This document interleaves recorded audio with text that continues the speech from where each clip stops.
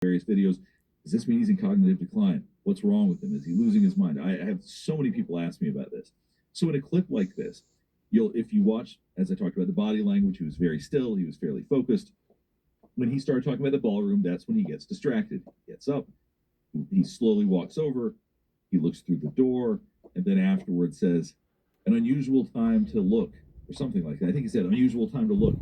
So when I watch something like that, if this was cognitive decline, what I would be looking for is confusion. I would be looking for him being uncertain about what's going on, for him to have some judgment issues, maybe for him to be paranoid. Might see some unusual expression of emotion or affect. You might see him look a little bit weird.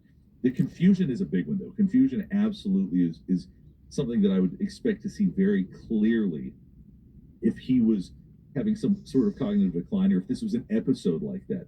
Another thing that we would expect to see if we're talking about something like psychosis, then we would be expecting to see agitation, paranoia. We would expect to see a disconnect from reality. I can understand why some people say, oh, is this cognitive decline? But I don't really see anything that resembles psychosis in a situation like this. I don't know how that got brought up, but people are saying that. I've absolutely seen people talking about that. But the markers of something like psychosis, the cornerstone of that is a complete disconnect from reality.